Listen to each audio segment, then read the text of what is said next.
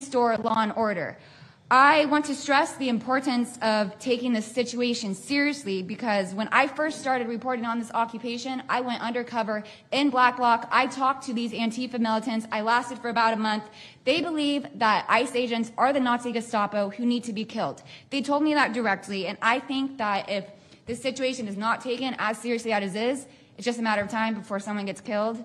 And thank you for having me. Thank you, Katie. That's pretty incredible. The only question nobody can answer is why. Why are they doing this? They're like insurrectionists. They're terrible people. But you really wonder why. Why are they doing it? What are they gaining other than they're obviously paid? They're paid a lot of money. Go ahead, please. Mr. President, if I can answer that question, the reason why they're doing it is because the same media that's sitting in this room with us has declared all of us at this table Nazis and fascists, and they've been doing this for years. This is why Antifa feels emboldened to attack us. Now, almost every single person at this table has been threatened with a steel bat.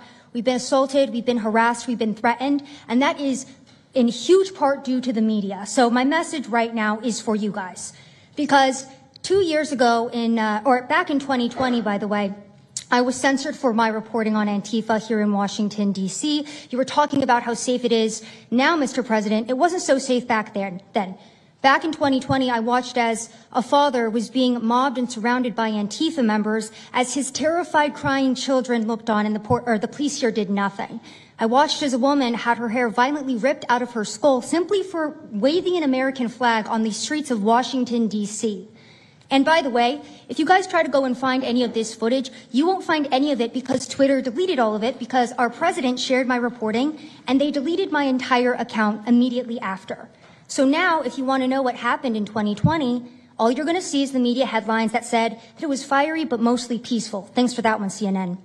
The reality is that it was an extremely violent period of time, and for the last 10 years, Antifa has been wreaking havoc on law-abiding and innocent American citizens, and it needs to end. Now, I'm with Turning Point USA. It's an honor to be here, Mr. President. Thank you guys so much, everybody in the administration, for giving us a seat at the table, because the media has not only been demonizing us for so long, but immediately after the brutal assassination of our founder, Charlie Kirk, our Turning Point USA chapters have seen an uptick in violence across the nation as Antifa chapters that are embedded in our universities go and target them. It's been extremely difficult to report on the ground, and for a long time I was afraid to go to Portland because I knew that the only people who would have my back, like Julio said, were one of my friends on the ground because there is no police force there. I was terrified to go because I knew if I got shot or stabbed, and I have been assaulted, I've been mobbed and robbed in Austin, Texas by Antifa, that nobody would come to help me. So my plea to the entire administration, especially to the DOJ, is every single radical left-winger who is in front of the ICE facility in Chicago, in New York, in Portland, please make sure that you use the full force of the law to come after each and every single one of them, because it is us being soft on left-wing violence that has fomented all of, the terror that we have seen in this country. And it is the left wing getting away time and time again with assaulting law-abiding American citizens that has led us to this place. So truly, to the Americans that I speak to on the ground, they feel completely abandoned by their state and local government. So please step in. You have Americans begging for the National Guard. And to the media over here, please report on the truth. Please do your jobs. I'm an American citizen. Everybody at this table simply views ourselves as American citizens who have an iPhone and the will to actually tell the truth. So please take your job seriously and tell the truth to the American people. And thank you for letting me be here on behalf of Charlie to continue his legacy of cleaning up the country. Thank you, Mr. President. Thank you very much. Appreciate it. Wow, you feel very strongly, I can see. I'm mad. I got beat up so many times, Mr. President. My friends have gotten beaten up, and I want to cry right now from happiness because we have been completely ignored for so long. For almost 10 years, we've been getting assaulted on the streets. I have watched children cry as their parents have been attacked on the streets. That should not be happening at our nation's capital. So please, again, the DOJ, please utilize the full force and go after each and every single one of these people. Fantastic. Thank you very much. Great job. Impassioned. That's important because you should feel like that. Please, go ahead. Mr. President, thank you for having us here and bringing together this panel of brave journalists, everybody on this side of the room. And no one can speak to the violence better than these people here. So I think we know that this is not just a story about violence and chaos, as you alluded to, Mr. President. This is a money story.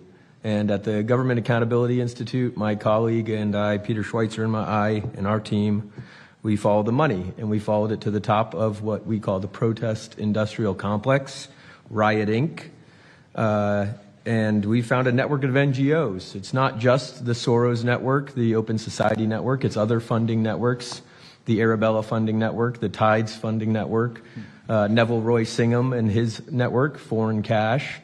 And it's also big left-wing funders. Some of them are not citizens of this country. Mr. Hans-Jörg Wyss of Switzerland.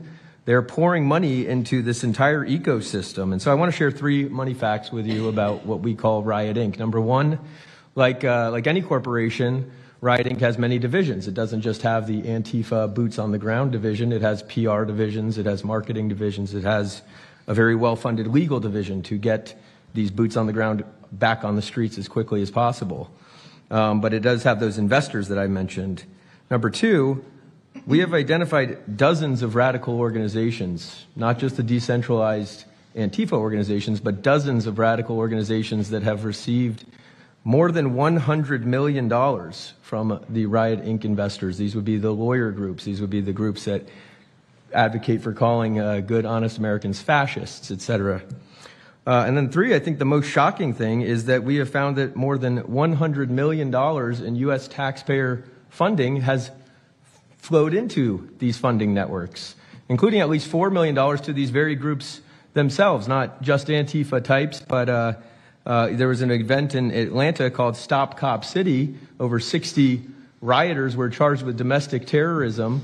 These groups received money for that from both the billionaire class as well as taxpayer money. So one other thing, this money helps fund the decentralized crowdfunding platforms. These are ways that Antifa, the John Brown Gun Club of Elm Fork, which had links to that attack on the ICE facility, the Socialist Rifle Association, and just because they don't have LLCs or EIN numbers doesn't mean they can't get paid. Some of these funding platforms, crowdfunding platforms, are funded by this network that we call Riot Inc. So, again, I want to thank you for your leadership, for the whole cabinet's leadership on this. We're going to keep following the money and appreciate everything you're doing, sir. Do you know the name of any of the funders? Do you know the names? Because if you do, I'd like you to give them to Cash or Pam. Absolutely. Or Christy. Yeah, we'll do that. As soon as you can. That's all of you. Because you probably know the names after a certain period of time. You tend to find out. But these are people that do not have good intention for the country, and that's treasonous probably. So if you could, very important, if you could do that, it would be great. Nobody would know better than you. You'll figure it out.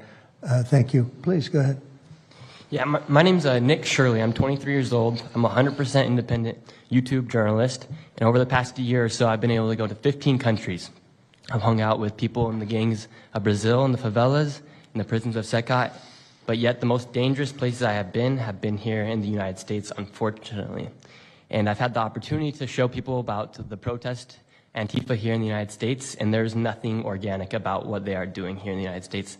I've watched people be bussed in from states. I've watched the same lady at a protest in Atlanta be bused to a protest in D.C. and then in New York City.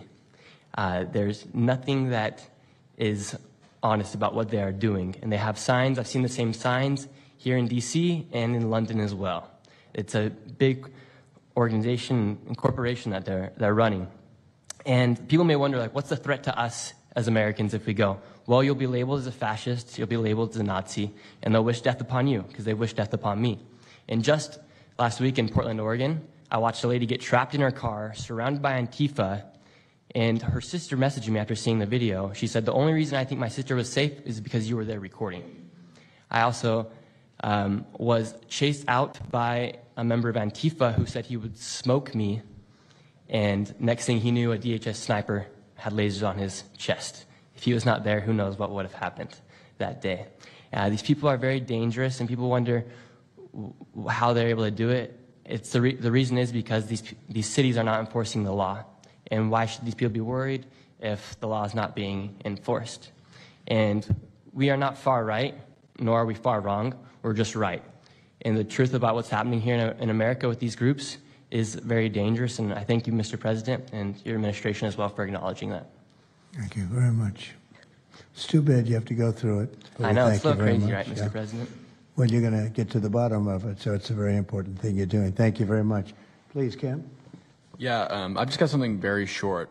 I'm attacked every time I do my job. When I leave my house to go to work, I am violently assaulted. I've had guns pulled on me. I've been bear sprayed. I've been beaten down. I've been almost killed. So my question for all of you is, how would you feel if every time you showed up to work, masked militants tried to kill you? Because that's how we feel. That's our lived reality. And you guys go and tell us that we're liars, the riots aren't that bad, right? I've never seen any of you guys on the ground. In fact, I've never seen anybody representing the companies you work for on the ground. You guys come to us for interviews that never get published. Stop saying we're lying. We're not. We risk our lives every day to do the job that you guys are too afraid to do. What network would you say is the worst, if I could ask? Oh, man, that's a real tight spot. Honestly, it's a simple question.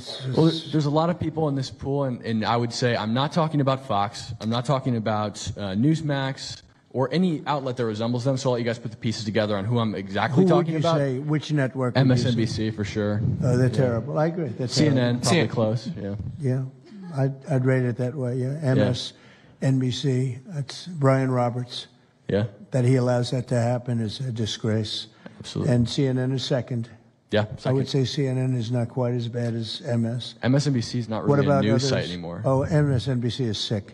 Yeah. They're sick. Well, sir, it's also else? just the stories that they publish about what's the ICE enforcement operations that are so heavily slanted that it's no longer, as I was saying, no longer just Antifa, but Americans that are becoming radicalized. So they've been very irresponsible with how they've been reporting. Who is that? MSNBC, for example, they're Would you rate them the worst? probably. Who would you rate second? Well, they ran a story about an operation in Southern California about how a father of 3 Marines was arrested, and they made it seem like they just did it because he's brown.